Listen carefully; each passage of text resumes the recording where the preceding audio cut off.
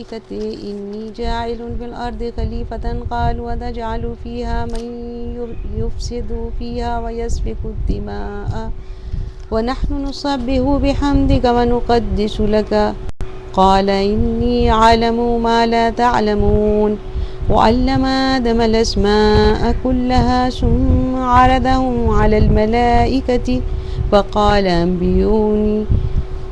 أنبئوني بأسماء هؤلاء إن كنتم صادقين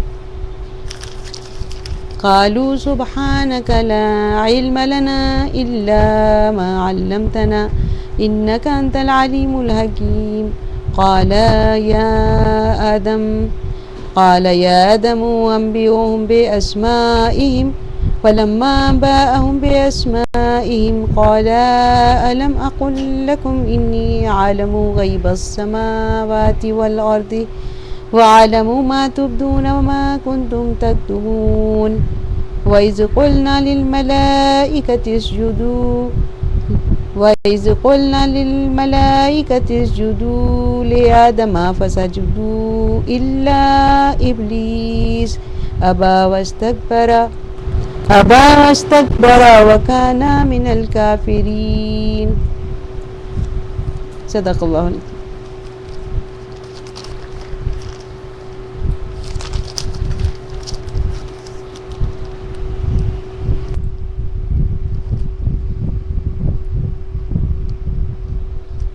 آیت نمبر 30 سے میں نے آپ کے سامنے تلاوت کیا اور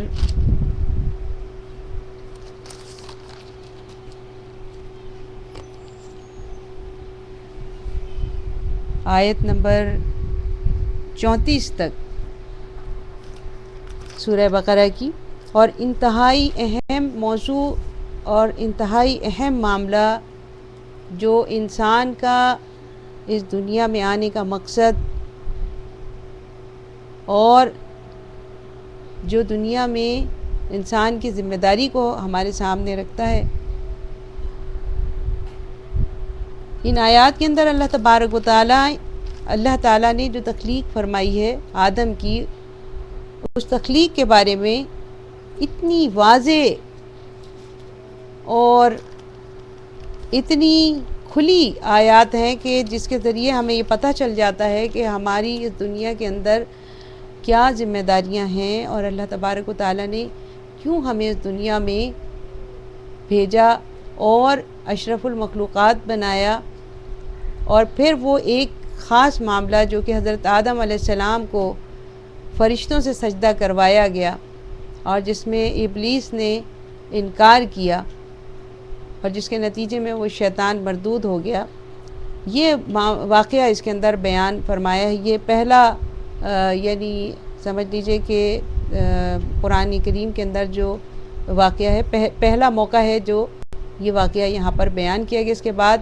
کئی جگہوں پر اس اہم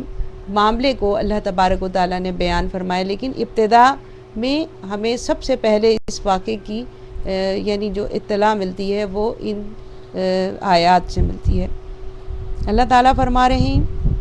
وَإِذْ قَالَ رَبُّكَ لِلْمَلَائِكَةِ، اور وہ وقت یاد کرو کہ جب تمہارے رب نے فرشتوں سے کہا انی کہ میں جاعلٌ بنا رہا ہوں فی الارض خلیفتاً زمین میں ایک خلیفہ. قالوا تو ان سب نے کہا تجعلوا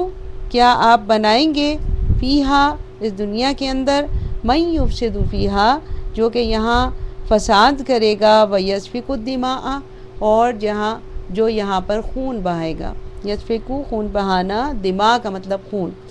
تو جو یہاں پر خون بہائے گا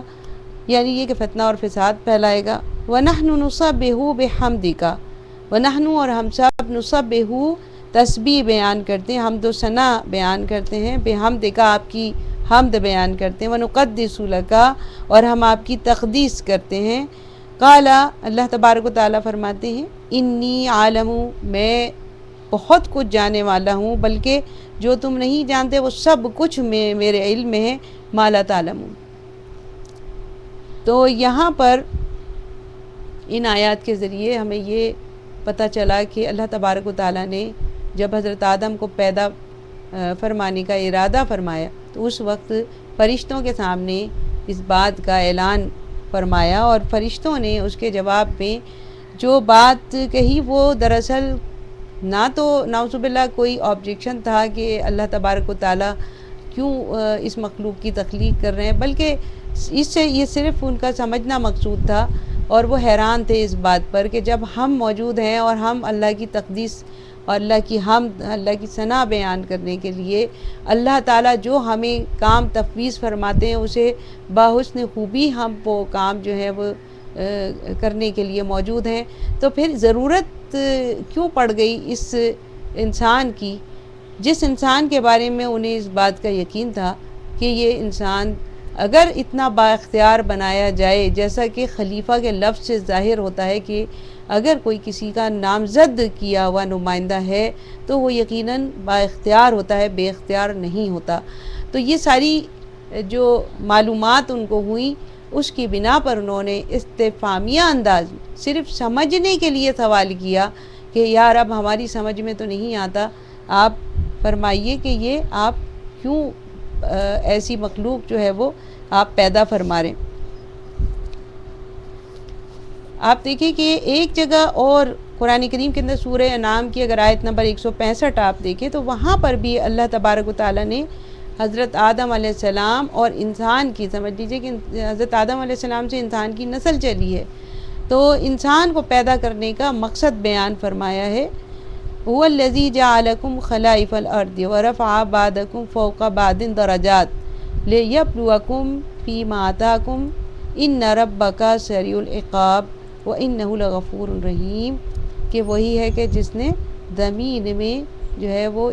انسان کو خلیفہ بنایا، اپنا نائب بنایا، ورفع بعضکم فوق بعض درجات، اور تم میں سے بعض کے بعض لوگوں پر، یعنی دنیا میں ہی بعض انسانوں کے اوپر درجات جو ہے وہ بلند کیے، یعنی ایک سے دوسرے کو بلند درجہ دیا، کس لیے؟ لیبلوکم، تاکہ تمہیں آزمائش میں ڈالے، تمہیں آزمائے، فیما آتاکم، جو کچھ تمہیں اس نے دیا ہے، یعنی تمہیں آزمانے کے لیے اللہ تعالیٰ نے یہ درجات بنائے، ان ربک، بے شک تمہارا رب جو ہے، سریع العقاب، بے شک تمہارا رب جو ہے وہ بہت ہی تیز رفتاری کے ساتھ، بہت ہی سرعت کے ساتھ سزا دینے والا ہے، بدلہ دینے والا ہے، وَإِنَّهُ لَغَفُورٌ رَحِيمٌ، اور اس میں بھی کوئی شک نہیں ہے کہ وہ بہت زیادہ غفور یعنی مغفرت کرنے والا ہے اور بہت زیادہ رحم کرنے والا ہے، رحیم ہے۔ تو سورہ انعام کی آیت نمبر 165 کے اندر یہ بات اللہ تعالیٰ نے اس کی اور مزید وضاحت ہوتی ہے کہ یہ مقصد ہے انسان کی پیدائش کا کہ درجات بھی دیے ہیں، ان درجات کی وجہ سے بھی انسان کی آزمائش ہے، امتحان ہے کہ کیا وہ ان درجات کا لحاظ کرتا ہے جو دنیا میں اللہ تعالیٰ نے اسے بعد میں بعض کو دی ہے، فوقیت جو دی ہے اور فضیلت جو دی ہے ایک کو دوسرے پر۔ اس کے بعد ایک جگہ اور بھی ہے، کنتم خیر امۃ اخرجت للناس تأمرون بالمعروف وتنہون عن المنکر وتؤمنون باللہ، کہ تم جو بہترین امت ہو، جو لوگوں کے لیے اٹھائے گئے ہو، لوگوں کے اندر سے اٹھائے گئے ہو، کس لیے؟ کہ تم جو ہے معروف چیزوں کا حکم دیتے ہو، یعنی اچھے کام، نیکی کے کام، بھلائی کے کام، خیر و برکت کے کام جو ہیں ان کو خود بھی کرتے ہو اور دوسروں کو راغب کرتے ہو ان کی طرف، اور برے کاموں سے لوگوں کو روکتے ہو، اور تم اللہ پر ایمان لے کر آتے ہو۔ تو یہ مقصد بھی یہاں پر بتایا گیا ہے۔ تو حضرت آدم کی پیدائش کا مقصد اللہ تبارک و تعالیٰ نے یہاں سورہ بقرہ میں، پھر اس کے بعد میں ہم نے دیکھا سورہ انعام میں، اور پھر کئی اور مختلف جگہوں پر جو ہے وہ اس بات کا بار بار اللہ تعالیٰ نے اعلان فرمایا ہے۔ اچھا، پھر اس کے بعد وَعَلَّمَ آدَمَ الْأَسْمَاءَ كُلَّهَا، اب یہاں پر ایک اور بڑی حقیقت بات بیان کی جا رہی ہے کہ وَعَلَّمَ، اور اللہ تعالیٰ نے سکھائے، آدم الْأَسْمَاءَ كُلَّهَا، اللہ تعالیٰ نے حضرت آدم علیہ السلام کو تمام نام سکھائے۔ تو اسم کی جمع ہے اسماء، اور اسم جو ہے وہ جب کسی لینگویج کو کوئی یعنی جو اس لینگویج کو نہ جانتا اور وہ سیکھنا چاہے تو پہلے اس کے ناؤنس یعنی اس کے اسم سیکھتا ہے، چیزوں کے نام سیکھتا ہے۔ اسی طرح سے آپ دیکھیں کہ بچہ جب بولنا شروع کرتا ہے تو وہ افعال نہیں بولتا، وربز نہیں بولتا، بلکہ وہ اسم بولتا ہے، اماں، بابا، پاپا، دادا، یعنی شروع جو چیز ہوتی ہے، شروع جو گفتگو اس کی ہوتی ہے، جو بات چیت ہوتی ہے اس کی زبان سے، وہ اسم کی ادائیگی قدرتی اور فطری بات ہے۔ اور یہاں جب ہم دیکھتے ہیں کلہا، کلہ کا مطلب ہے تمام کے تمام، تو یہاں پر حضرت آدم علیہ السلام کو کوئی یہ نہیں کہ جو چیزیں ارد گرد نظر آ رہی ہیں صرف اللہ تعالیٰ نے ان کے نام بتا دیے ہوں کہ بھائی یہ چیزیں ہیں، یہ پیڑ پودے ہیں، یہ جانور ہیں، یہ حیوانات ہیں، یہ درخت ہیں، یہ پہاڑ ہیں، یہ نہریں ہیں اور یہ جانور ہیں، نہیں، بلکہ اللہ تبارک و تعالیٰ نے ہر شے کا نام سکھانے کے ساتھ اس شے کا علم بھی حضرت آدم علیہ السلام کو عطا فرمایا، اور وہ علم جو ہے وہ ان ناموں کے ساتھ جڑا ہوا تھا، اسی سے ہی بعد میں افعال جو ہیں وہ تشکیل پائے۔ تو اب دیکھیں کہ کلہا کا مطلب تمام کا تمام ہے کہ اللہ تبارک و تعالیٰ نے نہ صرف ہر چیز کا نام سکھایا بلکہ اس کا علم، جب علمہ ہے تو علم سکھانے والی بات ہے، تعلیم، علم کی تعلیم کرنے والی بات ہے۔ تو آدم علیہ السلام کو تمام نام سکھائے، یعنی جو کائنات کی چیزوں کے، دنیا کی چیزوں کے، دنیا میں پائی جانے والی چیزوں کے، یہاں تک کہ آئندہ ان کی نسل میں جو انبیاء آنے والے تھے، ان آئندہ آنے والی نسلوں کے بارے میں بھی اللہ تبارک و تعالیٰ نے، جو ہمیں مفسرین بتاتے ہیں، اور ہمیں کلہا سے اندازہ کر لینا چاہیے کہ ذرے ذرے کا چیدہ چیدہ علم سب ان کو بہم پہنچا دیا۔ پھر کیا ہوا؟ ثم عرضہم علی الملائکہ، اور پھر جو ہے ان کو ملائکہ کے سامنے پیش کیا۔ ملائکہ نے سوال کیا تھا کہ آپ کیوں ایک ایسی مخلوق بنانا چاہ رہے ہیں کہ جسے آپ با اختیار بنائیں گے؟ یہ تو جا کے وہاں پر فساد، فتنہ اور فساد مچائیں گے، خون بہائیں گے۔ ہم آپ کی تسبیح بیان کرتے ہیں، ہم تو غالباً وہ سارے کام کر لیتے ہیں جو آپ ہمیں تفویض کرتے ہیں، آپ کی حمد و ثنا بیان کرتے رہتے ہیں، تو ان کی کیا، اس مخلوق کی کیا ضرورت ہے؟ تو اللہ تعالیٰ نے یہ ایک ان کے سامنے دلیل رکھی کہ دیکھو اور سمجھو، اور میں کیوں بنایا ہے اس آدم کو، کیوں تخلیق کیا ہے، یہ بھی سمجھ لو۔ تو حضرت آدم علیہ السلام کو نام سکھا دیا، حضرت آدم علیہ السلام کو تمام چیزوں کا علم دے دیا، اور اس کے بعد میں اللہ تبارک و تعالیٰ نے ارادہ پیش کرنے کو کہتے ہیں، سامنے رکھنے کو کہتے ہیں۔ آج کسی چیز کی ایگزیبیشن ہوتی ہے اس کے لیے بھی ارادہ لفظ استعمال ہوتا ہے کہ ارادہم، ان کو پیش کیا علی الملائکتی، ملائکہ پر، ان کے سامنے وہ چیزیں رکھ دی۔ فقال انبئونی، پھر کہا کہ مجھے بتلاؤ، انباء خبردار کرنے کو یا خبر دینے کو یا آگاہ کرنے کو یا کسی چیز کے بارے میں علم دینے کے لیے کہا جاتا ہے، تو یہاں پر اللہ تعالیٰ فرماتے ہیں کہ مجھے آگاہ کرو، مجھے بتاؤ کہ یہ کیا چیزیں ہیں، بے اسماء ہؤلاء، ان تمام چیزوں کے نام، ان کنتم صادقین، جو بات تم کہہ رہے تھے پہلے، اگر تم اپنی اس بات میں سچے ہو تو پھر یہ ان چیزوں کے نام، ان کے کام، ان کا علم ذرا بتاؤ مجھے۔ تو وہ سب فرشتے تو اللہ کی وہ مخلوق ہیں جو اللہ کی ہر چیز کے پابند ہیں، اور ان کو اللہ تعالیٰ نے یعنی جس کام کے لیے، جس مقصد کے لیے پیدا فرما دیا، وہ اپنے اسی مقصد میں لگے رہتے ہیں۔ وہ سب کے سب کہیں گے سبحانک، آپ زبردست ہیں، آپ ہر عیب سے پاک ہیں،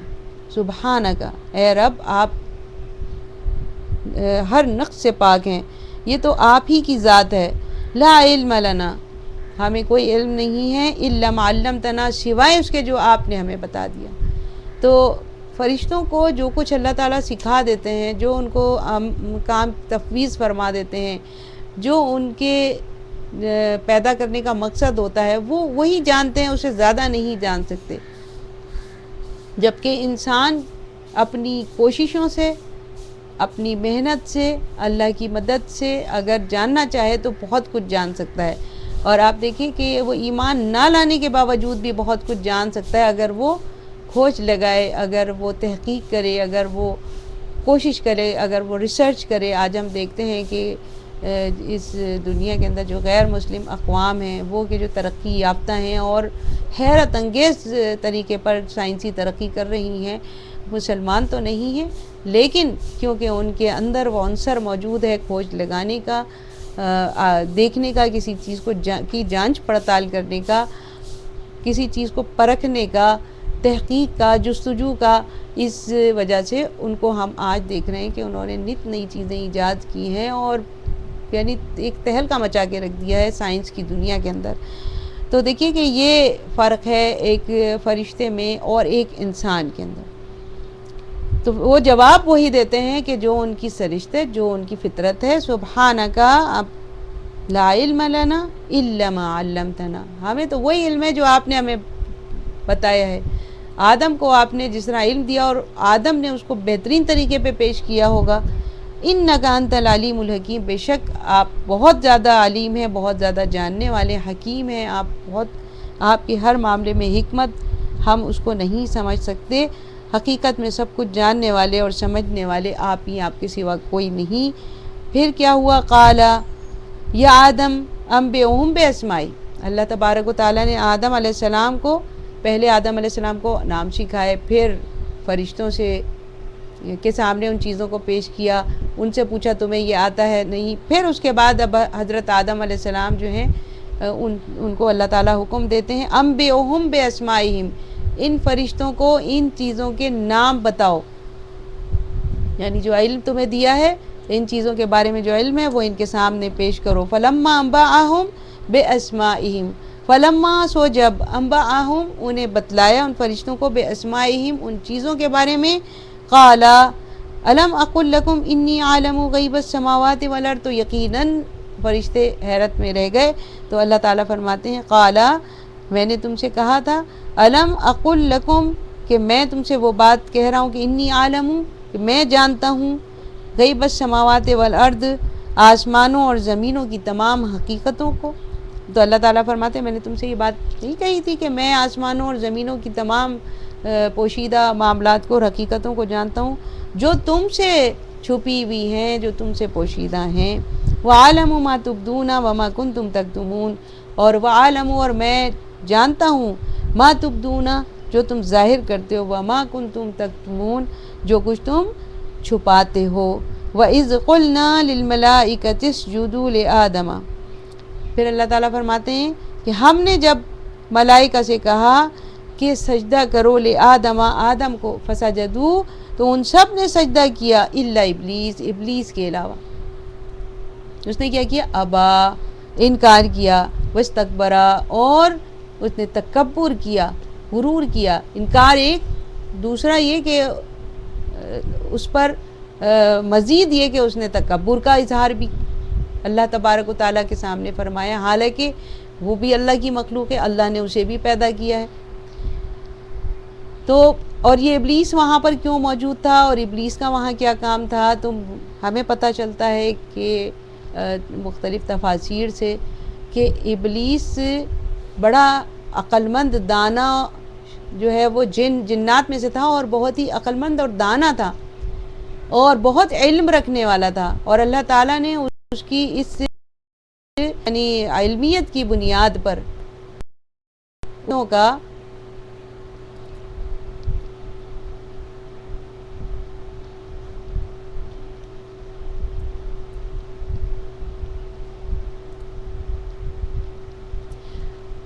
اپنے ان کی علمیت کی بنیاد پر، ابلیس کی علمیت کی بنیاد پر کہ وہ بہت علم رکھنے والے فرشتوں کا معلم مقرر فرمایا تھا، تو اس وجہ سے وہ وہاں پر موجود تھا اور فرشتوں کے ساتھ موجود تھا۔ تو اللہ تعالیٰ نے اسے بھی جو ہے حکم دیا ساتھ میں کہ تم بھی آدم کو سجدہ کرو۔ مقصد یہ تھا کہ اب تم سے بڑی مخلوق یہ دنیا میں ہوگی، کیونکہ اللہ تعالیٰ نے سب سے پہلے جو دنیا کے اندر جس مخلوق کو آباد کیا وہ جنات تھے، اور اس کے بعد جو ہے وہ اللہ تعالیٰ نے اس مخلوق کو بھیجا۔ تو ایک بات تو یہ سامنے آتی ہے کہ ظاہر پہلے جس مخلوق کی سلطنت، حکومت، راجدھانی دنیا کے اندر تھی، وہ اب نئی مخلوق کو دیکھ کر کہ جو اس کے اوپر مسلط ہونے والی ہے، جو اس سے اقتدار لینے والی ہے، اس مخلوق سے اس کے دل کے اندر حسد بھی پیدا ہوا ہوگا۔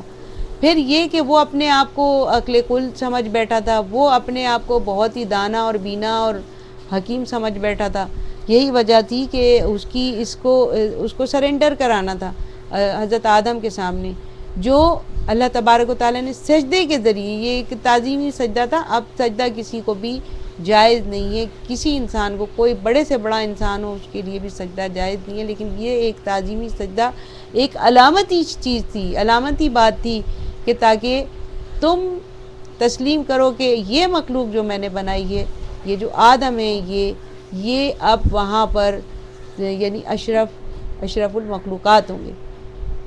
تم سے بھی ان کا درجہ بڑھ کر ہے۔ اسی وجہ سے اس نے جو ہے وہ انکار کیا اور اپنی بڑائی کے گھمنڈ میں پڑ گیا، تکبر ہو گیا، اور پھر اس کے بعد میں کہ کان من الکافرین، اور وہ نافرمانوں میں شامل ہو گیا۔ وقلنا،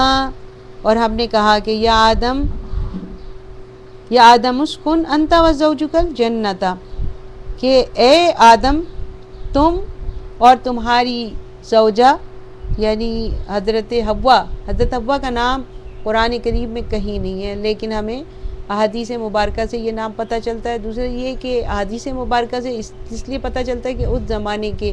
میں جو یہود اور نصارہ تھے وہ حوا کا نام لیا کرتے تھے، تو یہ ان کی کتابوں میں اور ان کے جو لوگ تھے علم جاننے والے، ان کی کتابوں کا، توریت کا، انجیل کا، وہ یہ نام لیا کرتے تھے، اور انہیں یہ اسرائیلیات کے اندر یہ نام موجود ہے حوا، جس کو ایو کہا جاتا ہے انگلش میں۔ وَزَوْجُكَ الْجَنَّةَ وَكُلَا مِنْهَا رَغَدًا حَيْثُ شِئْتُمَا۔ تو یہاں پر پھر آگے پھر یہ بات بتلائی جا رہی، انشاءاللہ کل ہم اس کو مزید تفصیل کے ساتھ دیکھیں گے، لیکن محض میں آپ کو اس آیت کا بھی کہ جو میں نے اب شروع کر دی ہے، میں اس کو مکمل کر دیتی ہوں اور اس کا ترجمہ بھی آپ کو بتا دیتی ہوں کہ وَكُلَا مِنْهَا رَغَدًا حَيْثُ شِئْتُمَا، اور تم دونوں اے آدم،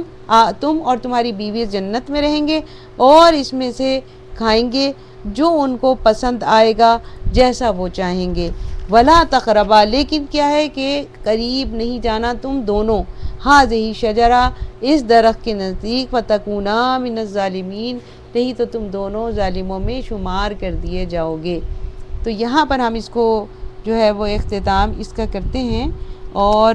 انشاءاللہ کل ہم یہیں سے اس کا آغاز کریں گے کہ کس طرح سے حضرت آدم اور حضرت حوا کو علیہما السلام کے ان کو کس طرح سے اللہ تعالیٰ نے جنت میں بسایا، اور شیطان نے ان کس طرح بہکایا، اور جس درخت کے پاس جانے سے روکا گیا تھا وہاں وہ کس طرح سے گئے، اور پھر زمین میں ان کا کس طرح زمین میں ان کو اتارا گیا۔ وما علینا الا البلاغ المبین۔ اور اب اگر آپ کے پاس کوئی کویسچن ہے تو آپ ضرور وہ سوال جو ہے وہ کرنا چاہیں تو آپ فیس بک پہ اس کو ٹائپ کر دیں، اور میں انشاءاللہ تعالیٰ اس کا جواب دینے کی کوشش کروں۔